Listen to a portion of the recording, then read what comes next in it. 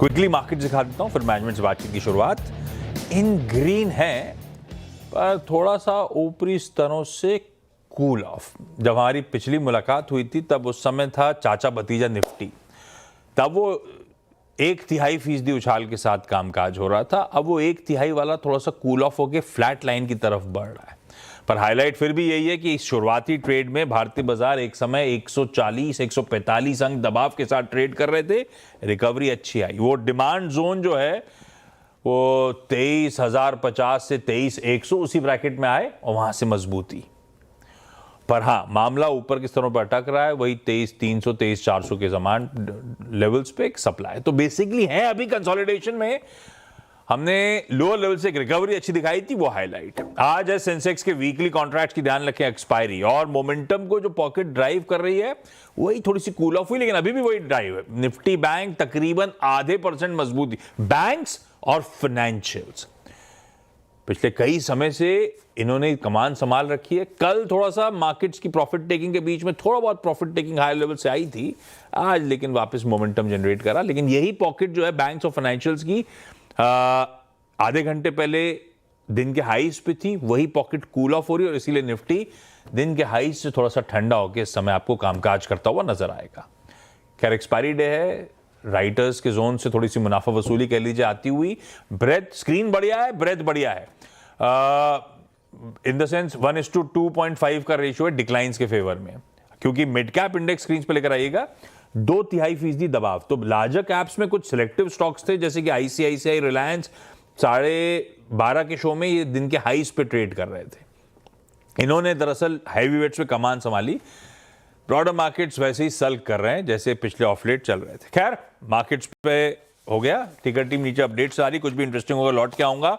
Physics वाला के chief financial officer Amit Sachdeva इंतजार कर रहे हैं, सीधे उनके पास चला जाए। Amit sir, thank you so much जुड़ने के लिए। नतीजों पे आऊंगा, उस पर भी बातचीत करनी है, लेकिन अब सबसे पहले वो रीसेंट अपडेट, वो एक बड़ा कॉर्पोरेट न्यूज फ्लो आया था, आपको याद होगा पिछले कुछ दिनों पहले ही हम लोग हाईलाइट कर रहे थे। दरअसल मई एंड में कंपनी ने 120 करोड़ रुपए का इन्फ्यूजन को मंजूरी दी थी अपनी होली ओन्ड एनबीएफसी फिंजी फाइनेंस कहूं या फिनजेड फाइनेंस कहूं, पता नहीं, अमित जी बताएंगे वो कैसे प्रोनाउंस कर रहे थे इसको। उस दिन मेरे ख्याल से स्टॉक में बहुत तगड़ा प्रेशर आया था जब ये अनाउंसमेंट आया था। उसके बाद एक यू टर्न का अनाउंसमेंट अभी जून 4 तारीख को आया है, एक स्ट्रैटेजिक रिवर्सल की तैयारी, हम वो प्लान्स अबैंडन कर रहे हैं।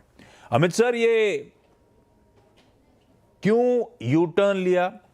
ये क्या पब्लिक मार्केट इन्वेस्टर्स का फीडबैक था जिसने शायद आपको चौंकाया और इसीलिए इस तरह से आपने यू टर्न लिया? क्या मामला था और ये प्रोनाउंस कैसे करते हो आप लोग? Ashish ji, thank you so much for having us here. I think इसको हम फिंजी बोलते हैं आशीष जी, सो फिनजेड की जगह फिंजी फाइनेंस हाँ, बोलते हैं। हाँ, और इसका जेनेसिस भी अगर हम लोग देखें कि जब हम लोगों ने पिछले साल एनबीएफसी लाइसेंस लिया था, तो मेन फोकस यही था कि कैसे हम अपने बच्चों को, जिनको हम ऑलरेडी बहुत affordable, accessible test prep courses पढ़ाते हैं, उसमें अभी भी काफ़ी एक बड़ा पोर्शन था बच्चों का जो कि फीस अफोर्ड नहीं कर पाता था। तो उसको कैसे हम अफोर्डेबल करें, हम लोगों का अंडरराइटिंग का जो हम लोगों ने प्लेबुक बिल्ड करी थी, यही थी कि मैं बच्चों के एक लर्निंग ग्राफ, उनका लर्निंग पाथ, उनका एकेडमिक बेस्ड अंडरराइटिंग कैसे मैं बिल्ड कर सकता हूँ। हम लोगों का सबसे बड़ा थीसिस फिंजी को बनाने का यही था आशीष जी। और उसी के बेसिस पे हम लोगों ने एक 120 करोड़ रुपए का जो अनाउंसमेंट किया था कि हम अपने फिंजी फाइनेंस में डालेंगे। और idea again affordability was the big reason why we did it actually. तो तो जब फिर हम लोगों ने अनाउंस किया, काफ़ी पार्टनर्स के साथ ऑलमोस्ट 2-3 दिन हम लोगों की बात हुई। एंड जो निकल के उसमें ये आया कि हम लोगों का अभी अपने कन्वेंशनल बिजनेस में ग्रोथ अपॉर्चुनिटीज बहुत ज़्यादा है। We are just scratching the surface अभी आशीष जी, सो आइडिया यही था जो हम लोगों को समझ में आया कि it is best left to this business to be done by the third party NBFCs, कि वो करें जो जिन्होंने सालों से उस बिजनेस को, उस प्लेबुक को बिल्ड किया हुआ है। तो we should let those partner NBFCs continue to run, वो बुक वही बिल्ड करें, और हम लोग अपनी ऑन बुक लेंडिंग हम लोग नहीं करेंगे। वो हम फैसला मैनेजमेंट ने, फाउंडर्स ने, अपने पार्टनर्स के साथ में हम लोगों ने किया। तो यू टर्न बोल लीजिए, कोर्स करेक्शन बोल लीजिए, दैट वाज़ द डिसीजन जो हम लोगों ने लिया। और अच्छी बात ये थी कि वो हमने फटाफट डिसीजन लिया, उसमें ऐसा नहीं था कि हम लोग उसके ऊपर बैठे रहे, डिसीजन को करें ना करें।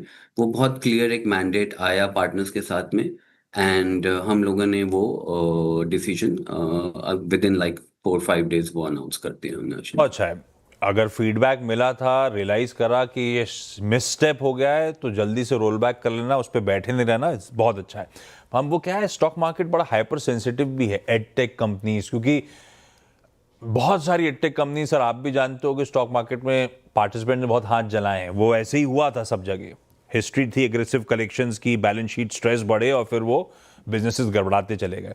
अच्छा, अब आप लोग डिसाइड कर रहे हो कि ये फाइनेंशियल एक्सपर्ट्स का काम है, उन्हीं को करना चाहिए। तो अगर हम लोग कन्विंस थे उस आइडिया के साथ कि ये फिंजी सही आइडिया है, एक वॉइड है, उसको भरने की तैयारी होगी, हम अपना खुद का एनबीएफसी खड़ा करेंगे, तो ये लार्जली वो इन्वेस्टर्स, पब्लिक इन्वेस्टर्स का फीडबैक था जो कि हमारे कोर स्ट्रेंथ पे फोकस करें, इसीलिए हमने उस डिसीजन को रोल बैक कर लिया, यही मानूं? तो अदरवाइज आइडिया अच्छा था। अभी भी कॉम्बिनेशन है बोथ सर। अभी हम लोग वी विल कंटिन्यू टू, हम लोग क्यूरेट तो करेंगे सर, जो एकेडमिक लर्निंग पाथ है हम लोगों का, उसको तो हम क्यूरेट करते रहेंगे। ये अभी भी डिमांड उस एक्सेसिबल लेंडिंग की अभी भी बहुत डिमांड है आशीष जी। ऐसा नहीं है कि अगर पर इसका हम लोगों मतलब, ने कोई जब डिसीजन आप कह लिया रहे है। हो कंटिन्यू करेंगे, क्यूरेट करेंगे, तो 120 करोड़ रुपए का इक्विटी इन्फ्यूजन तो फिंजी में हो गया था। अब उसका क्या करेंगे हम लोग? वो क्या पैसा वापस आएगा, उस सब्सिडी को इनएक्टिव कर दिया जाएगा, या जो पैसा कमिट कर दिया है वो कर दिया, क्या होगा उस पैसे का? उसके 2-3 तरीके हैं आशीष जी, जिसपे हम लोग अभी काम कर रहे हैं। एक तरीका है कि हम लोग एक स्ट्रेटेजिक डाइवेस्टमेंट कर सकते हैं। It's still a regulated entity, वो एंटिटी रेगुलेटेड है। तो जो भी रेगुलेटर्स और बोर्ड के साथ में हम लोग डिसीजन लेंगे, हम उस एंटिटी का वो करेंगे। मल्टीपल पार्ट्स हैं, लाइक आई सेड, कि एक तो डाइवेस्टमेंट है कि हम लोग वो एंटिटी डाइवर्स कर सकते हैं। सेकंड उसका पाथ ये है कि over a period of time हम लोग वो अपना पैसा अपस्ट्रीम वापस कर लें, जैसे जैसे उसकी लोन बुक खत्म होती रहेगी। और अगर इन द फ्यूचर अगर हमें लाइसेंस गिव अप करना है, तो हम वो भी एक पाथ है। वो एक थोड़ा सा लंबा तरीका है, उसमें आरबीआई के पास हम लोगों को जाना पड़ेगा। वो मल्टीपल पाथ्स हम लोग अभी इवैल्यूएट कर रहे हैं आशीष जी, क्योंकि रेगुलेटेड एंटिटी है। बट इवेंचुअली ये होगा कि वो पैसे हम लोगों के पीडब्ल्यू में वापस आएंगे। किस तरीके से आएंगे उसके ऊपर हम लोगों को फाइनल एक पाथ बनाना है। और जैसे मैंने आपको बोला कि हम जो भी पाथ लेंगे वो जल्दी करेंगे। ऐसा नहीं है कि ये इस डिसीजन पे भी हम बैठे रहेंगे। अगर हम लोगों ने ऑलरेडी ऑन बुक लेंडिंग का डिसीजन ले लिया है, so it is a matter of time कि हम उसका भी डिसीजन बहुत जल्दी ले लेंगे आशीष जी। बात अच्छा, उसके बाद अपडेट था कि अब हम टेक्नोलॉजी प्लेटफॉर्म के तौर पे कंटिन्यू करेंगे और पीडब्ल्यू के स्टूडेंट्स को लेंडिंग पार्टनर्स से कनेक्ट करेंगे। जी तो इसके लिए फिर हमारे लिए इसमें कुछ फाइनेंशियल्स हैं क्या? मतलब क्या कोई ओरिजिनेशन फी होगी, या स्प्रेड्स पे पीडब्ल्यू का कोई कट होगा? कैसे होगी ये पार्टनरशिप बाकी अब एनबीएफसी या फाइनेंशियल फर्म्स के साथ हमारी? फंडामेंटल प्रिंसिपल यही रहेगा कि उन पार्टनर्स को हम बच्चों के लिए सबसे चीपर लैंडिंग ऑप्शंस कैसे बना सकते हैं, इसमें ये आइडिया कभी भी नहीं है कि मैं इसमें ओरिजिनेशन फीस बहुत ले लूं या मैं इसमें काफ़ी पैसे बना लूं। आशीष जी, आइडिया यही है कि कैसे एक वो बच्चों के लिए हम वो कोर्स उनको अरेंज कर पाएं। तो हम लोगों का फंडामेंटल प्रिंसिपल तो वही रहेगा, वो चेंज नहीं होगा। वो ओरिजिनेशन फीस होगा, या उसके अगेंस्ट में कोई लीड जेन होगा, या वो बच्चों को हम कुछ डिस्काउंटिंग करके देंगे। वो जब हमारे पार्टनर्स के साथ में हम लोगों का कुछ मेथड आ जाएगा, तो वो हम क्लोज करेंगे। बट आइडिया यही है कि कैसे हम बच्चों को सबसे इकोनॉमिकल लोन प्रोवाइड कर सकें आशीष जी। अमित सर, दूसरा इशू था वो जो एक सरप्राइज के तौर पे आईटी डिपार्टमेंट का मैसिव 263 करोड़ रुपीस का डिमांड नोटिस आया था असेसमेंट ईयर 24 के लिए, जिसमें आपके सीरीज ए या एआईएफ इन्वेस्टमेंट फ्लोज को टैक्सेबल इनकम के तौर पे ट्रीट करा गया था। उसका फ्रेश अपडेट था कि वो 263 करोड़ रुपीस का रेक्टिफिकेशन ऑर्डर आ गया, शायद 193 करोड़ रुपीस है और मटीरियल इंपैक्ट नहीं होगा। पर 192 195 करोड़ रुपीस तो अपने आप में मटीरियल है। क्या लीगल टाइमलाइन जब ये पूरा ऑर्डर आप एक्सपेक्ट कर रहे हो क्वैश करें, या फिर कोई इमीडिएट कैश फ्लोज होंगे जब तक इसका जजमेंट होता है? सो लाइक आई सेड कि इसका हम लोगों के पास मल्टीपल इम्पैक्ट थे फाइनेंशियल्स में। हम लोगों को इनकम टैक्स ने 20% 252 के ऊपर जमा करवाने के लिए बोला था, जो कि ऑलमोस्ट लाइक 50 करोड़ का अमाउंट था। सो जब हम लोगों ने हम बैठे डिपार्टमेंट के साथ में, तो इसका फाइनल आइडिया यही है कि 190 करोड़ का वो डिमांड हो गया है, और उसका 10% डिपार्टमेंट ने हम लोगों को बोला जमा करवाने के लिए। वो हम लोगों ने जमा करवा दिया है, और उसका सीआईटी अपील्स में हम लोगों ने ऑलरेडी फाइल कर दिया Ashish ji. So I think we are very confident कि ये बहुत जल्दी सीआईटी अपील्स में केस डिस्पोज ऑफ हो जाएगा हमारे फेवर में। कंसर्न्स थी, मैंने कहा अपफ्रंट रेस कर लूं। अच्छी बात, जो फाइनेंशियल ईयर के Q4 के नंबर्स आए थे फिजिक्स वाला के, बहुत अच्छे थे। FY26 में पीबीटी लेवल्स पे पॉजिटिव नंबर कंपनी रिपोर्ट करती हुई नजर आई। अमित सर, ये यहां से सस्टेनेबल रन रेट क्या होगा? क्या हम स्टेक होल्डर्स ये मान के चलें FY27 Q1 ऑनवर्ड्स स्ट्रक्चरली एक प्रॉफिटेबल कंपनी फिजिक्स वाला बनने की तैयारी कर रही है? एब्सोल्युटली आशीष जी, अगर हमारे इस साल के रिजल्ट्स आप देखेंगे, तो हम लोगों ने overall 35% year over year growth करी है।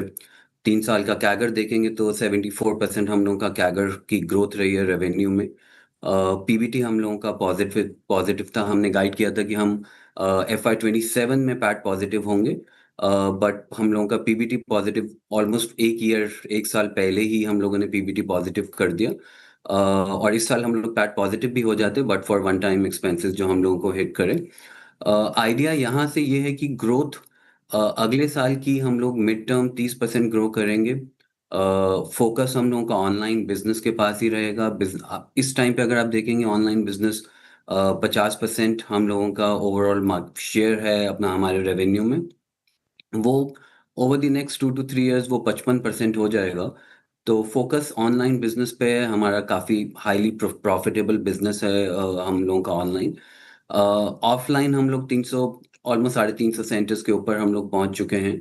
तो यहाँ से ऑफलाइन का पर्पस है कि वो कैसे सारे सेंटर्स का कोहॉर्ट यहाँ से हम लोग उसको प्रॉफिटेबिलिटी की तरफ ले जाकर एक कंपाउंडिंग स्टोरी होती है जो ऑफलाइन की, वो हम यहाँ से बिल्ड करना शुरू करें। तो हम लोगों ने जो गाइड किया है कि अगले साल 30% ग्रोथ होगी, पैट पॉजिटिव हम लोग होंगे, ऑनलाइन की ग्रोथ ऑफलाइन से ज़्यादा पेस पे बढ़ेगी, और इन मल्टीपल चीज़ों के ऊपर हम लोग already Ashish ji the management is working on it to make sure कि ये सारे के सारे जो डिलीवरी हम लोगों ने बोली अगले साल हम डिलीवर करें।